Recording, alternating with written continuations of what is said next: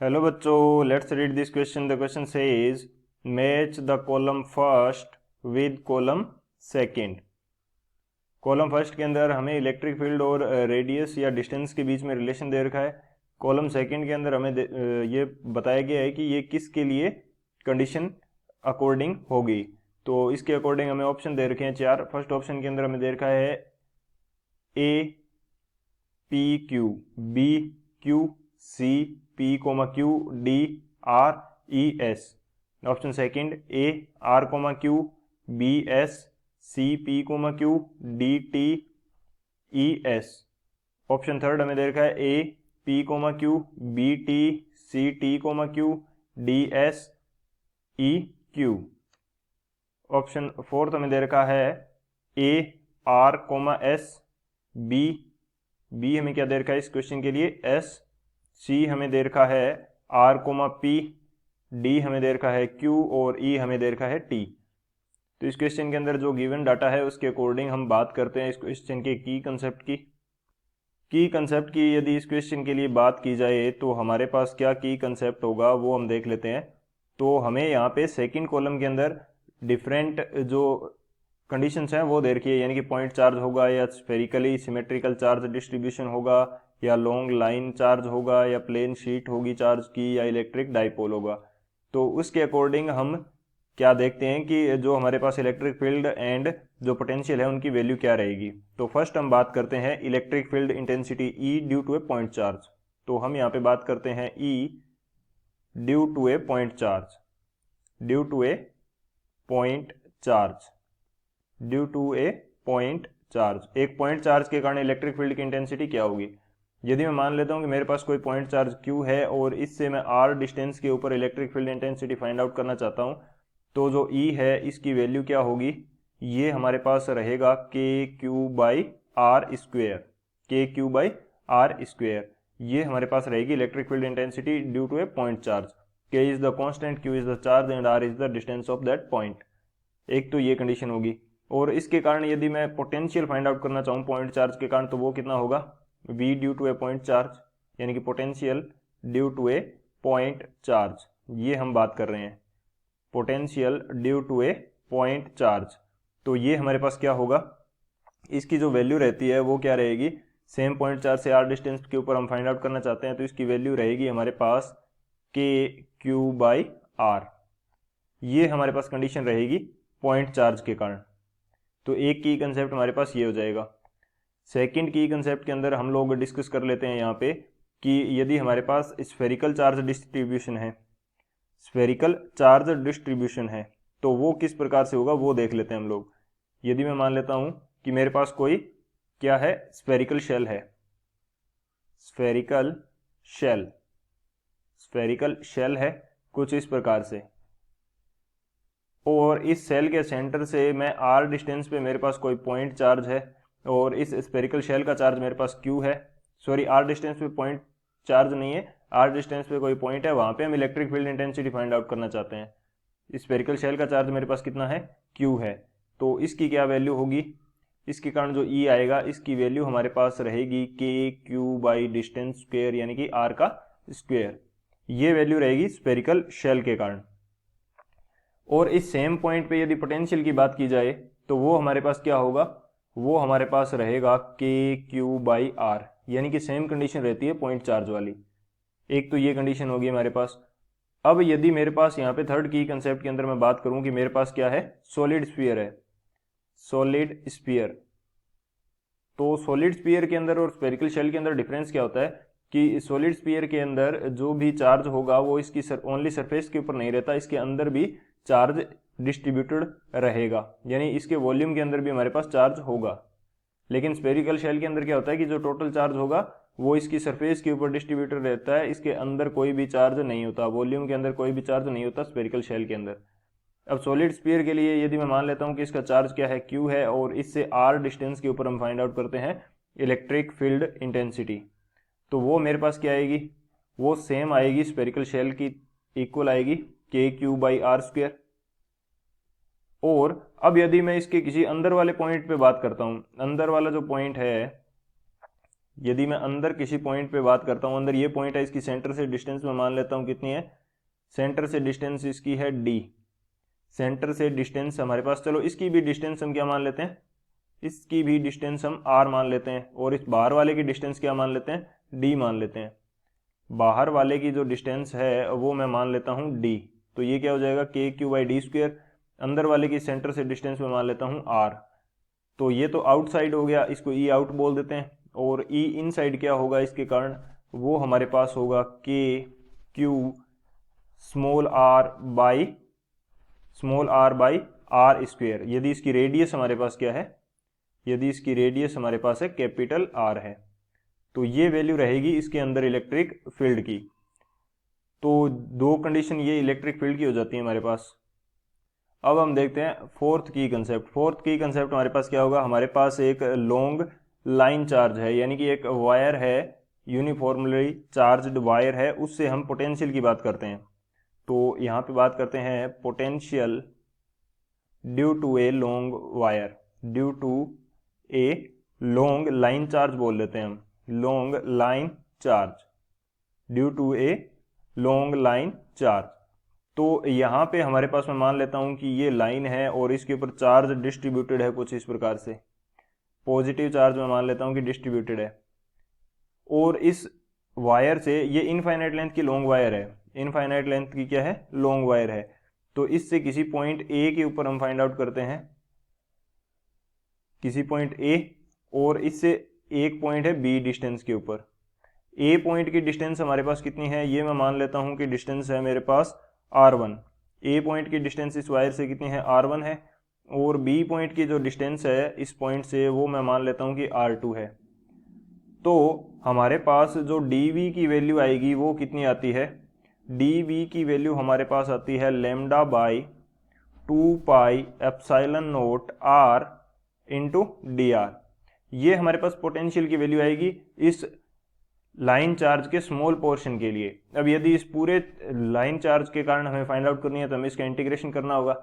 तो इंटीग्रेशन क्या होगा, इंटीग्रेशन क्या होगा हमारे पास, इंटीग्रेशन हो जाएगा b से a के लिए, इंटीग्रेशन क्या हो जाएगा b से a के लिए, या इसको मैं डायरेक्ट लिख देता हूं, dv की जो वैल्यू है वो क्या चेंज हो जाएगी, v के अंदर चेंज हो जाएगी जब इसका इंटीग्रेशन करेंगे। बेसिकली डिस्टेंस के इनवर्सली प्रोपोर्शनल है हमारे पास ये, डिस्टेंस के यहाँ पे यदि ये देखा जाए λ/2πε0 r है, तो डिस्टेंस के क्या है, इनवर्सली प्रोपोर्शनल है। डिस्टेंस के जब इनवर्सली प्रोपोर्शनल है तो बी पॉइंट पे क्या होगा, हमारे पास बी की डिस्टेंस ज़्यादा है तो वहाँ पे कम होगा, और ए की डिस्टेंस कम है तो वहाँ पे पोटेंशियल क्या होगा, ज़्यादा होगा। तो ये क्या हो जाएगा, इंटीग्रेशन करेंगे तो VA माइनस VB हो जाएगा, VA माइनस VB। और यहाँ पे लैम्डा की वैल्यू कांस्टेंट है 2πε0, और जब इसका 1/r, इसका इंटीग्रेशन क्या होगा मेरे पास, इसको मैं ऐसे कर लेता हूँ थोड़ा सा, चलो इंटीग्रेशन लगा देते हैं। इंटीग्रेशन लगाया, ये क्या हो जाएगा dr/r, लिमिट क्या हो जाएगी, लिमिट इसकी होगी R1 से लेकर R2 तक, लिमिट क्या हो जाएगी R1 से R2 तक, इसकी क्या हो जाएगी, लिमिट हो जाएगी। तो ये कंडीशन हमारे पास रहने वाली है। तो जब इस वैल्यू को इंटीग्रेट करेंगे तो हमारे पास क्या रिजल्ट निकल के आएगा वो देख लेते हैं।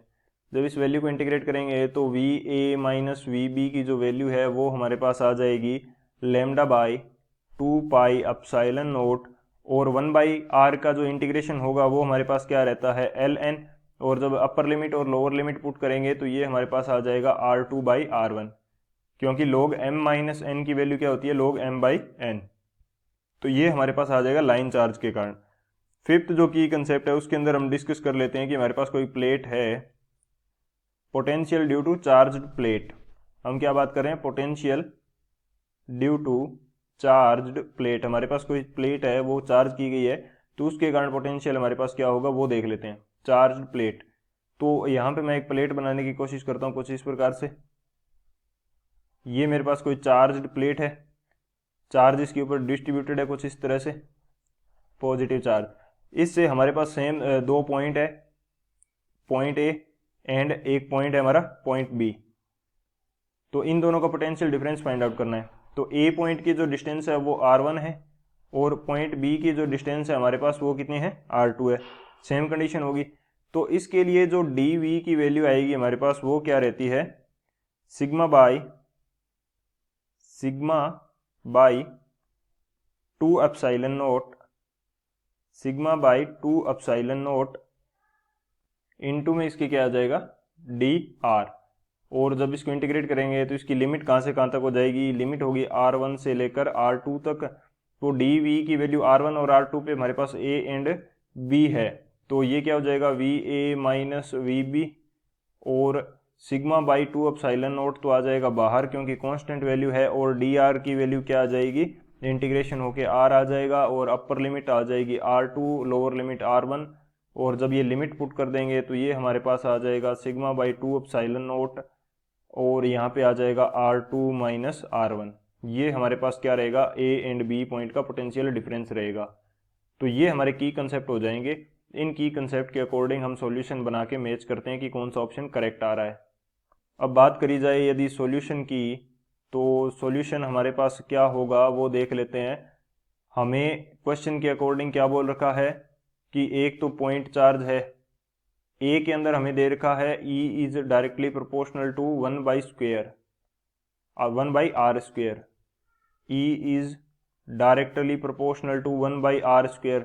तो ये किसके कारण आ रहा था हमारे पास, एक तो ये पॉइंट चार्ज के कारण आ रहा था क्योंकि हमारे पास क्या वैल्यू आई थी KQ/r²।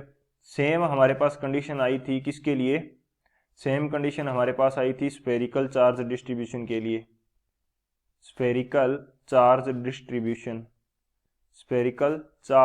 डिस्ट्रीब्यूशन के लिए ये वैल्यू आई थी हमारे पास, यानी कि ए के अंदर हमारे पास कौन से हो जाएंगे, P, Q हो जाएंगे।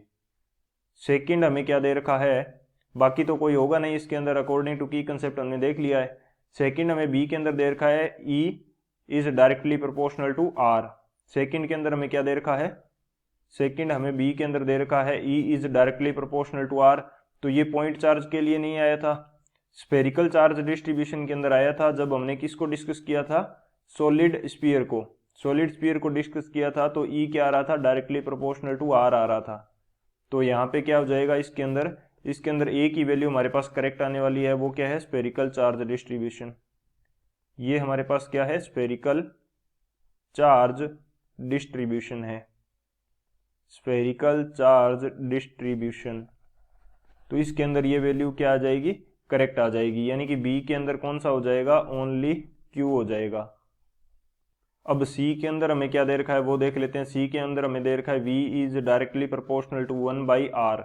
ये हमें सी के अंदर दे रखा है V is directly proportional to 1/r। तो ये हमारे पास किस कंडीशन के लिए आया था, एक तो पॉइंट चार्ज के लिए आया था, एक तो पॉइंट चार्ज में आया था, और एक स्फेरिकल चार्ज डिस्ट्रीब्यूशन में आया था हमारे पास, स्फेरिकल चार्ज डिस्ट्रीब्यूशन इसके अंदर आया था। ये किस प्रकार से आया था हमारे पास, क्योंकि जो V की वैल्यू आई थी वो क्या थी, KQ/डिस्टेंस R। तो यहाँ से V क्या हो जाएगा, इन्वर्सली प्रोपोर्शनल टू R। तो C के अंदर फिर से हमारा क्या आ जाएगा, P, Q आ जाएगा। D के अंदर हमें क्या दे रखा है क्वेश्चन के अंदर, V2 minus V1 is equal to function of R2/R1। ये हमें दे रखा है D के अंदर क्या दे रखा है, V2 minus V1 which is equal to function of R2/R1। ये किसके अंदर आया था, ये हमारे पास आया था V2 माइनस V1। तो हमने अभी थोड़ी देर पहले डिस्कस किया था, एक तो डिस्कस किया हमने किसके लिए, एक डिस्कस किया हमने potential due to a long line charge, तो इसके लिए हमारे पास क्या आ रहा था, उसके लिए ये dV जो हमें लिमिट पुट की थी VA माइनस VB, लिमिट क्या होगी A से B तक, तो ये क्या हो जाएगा VB माइनस VA होगा। थोड़ा सा ये ध्यान रखने वाली बात है, यहाँ पे VB माइनस VA हो जाएगा। सेम इसी तरह से आगे भी हमें थोड़ा सा चेंज करना होगा कि ये VB माइनस VA हो जाएगा, ये थोड़ा सा यहाँ पे ध्यान रखना होगा। और उससे आगे वाले यानी कि फिफ्थ की कंसेप्ट में भी ये VB माइनस VA हो जाएगा। तो फंक्शन ऑफ R2/R1 किसके अंदर आया था, ये हमारा आया था potential due to long line charge. तो ये हमारे पास किसके कारण आया था, लाइन चार्ज के कारण, लाइन चार्ज। तो ये किसके अंदर है हमारे पास, जो हमारा दे रखा है डी के अंदर क्या है, आर के अंदर गिवन है ये, तो डी के अंदर क्या आ जाएगा, आर आ जाएगा। डी के अंदर हमारे पास क्या आ जाएगा, आर आ जाएगा, लॉन्ग लाइन चार्ज। और उसके बाद में ई के अंदर हमें दे रखा है V2 minus V1 is directly proportional to R2 minus R1। ये हमें क्या दे रखा है, V2 minus V1 is directly proportional to R2 minus R1। ये हमारा किसके अंदर आया था, ये आया था प्लेट चार्ज के कारण, plane sheet of charge. Plane sheet of charge का कंसेप्ट जब हमने डिस्कस किया था तो उसके अंदर यही आया था, potential due to a charged plate या प्लेन शीट हो जाएगी, ये सेम ही कंडीशन है। तो ये भी VB माइनस VA यानी कि R2 वाली कंडीशन है, 2 माइनस 1। तो V2 माइनस V1 किसके डायरेक्टली प्रोपोर्शनल आ रहा है, R2 माइनस R1 के। V2 माइनस V1 किसके डायरेक्टली प्रोपोर्शनल आ रहा है, R2 माइनस R1 के। तो ये क्या हो जाएगा, ये हो जाएगा charged plane sheet, charged plane sheet. तो यहाँ पे E के अंदर क्या आ जाएगा हमारे पास, E के अंदर आ जाएगा S। ये कंडीशन हमारे पास रहेगी। तो कौन सा ऑप्शन करेक्ट होगा वो देख लेते हैं हम लोग। ऑप्शन की यदि बात की जाए तो हमारे पास कौन सा ऑप्शन करेक्ट हो जाएगा, A के अंदर हमारा PQ आएगा, B के अंदर हमारा Q, C के अंदर PQ, D के अंदर R और E के अंदर S। तो फर्स्ट तो हमारा करेक्ट है। सेकंड A के अंदर R दे रखा है तो ये इनकरेक्ट हो जाएगा। थर्ड A के अंदर PQ है बट B के अंदर T दे रखा है, तो ये हमारा क्या है, गलत है। ये हमारा गलत कैसे है, गलत क्यों है, क्योंकि इलेक्ट्रिक डाइपोल के कारण जो हमारे पास इलेक्ट्रिक फील्ड होता है वो क्या होता है, आर क्यूब के। ये हमारे पास इलेक्ट्रिक डाइपोल यदि हो तो उसके कारण क्या होगा, पॉजिटिव क्यू और ये नेगेटिव क्यू किसी स्मॉल डिस्टेंस से यदि सेपरेट करके रख देते हैं तो इनकी एक्सिस के ऊपर यदि मैं बात करूं तो ये हमारे पास होता है KP बाई आर क्यूब। तो इलेक्ट्रिक फील्ड जो इंटेंसिटी होती है वो आर क्यूब की क्या होती है, इनवर्सली प्रोपोर्शनल होती है। तो इस प्रकार की कंडीशन होती है, इसलिए ये रॉन्ग हो जाएगा। हमारे पास फोर्थ के अंदर क्या दे रखा है कि रखा है, तो ये भी इनकरेक्ट हो जाएगा। तो कौन सा ऑप्शन करेक्ट है, जो फर्स्ट ऑप्शन है वो हमारा करेक्ट है। So option first is the final answer. I hope you understood it well. Best of luck, thank you.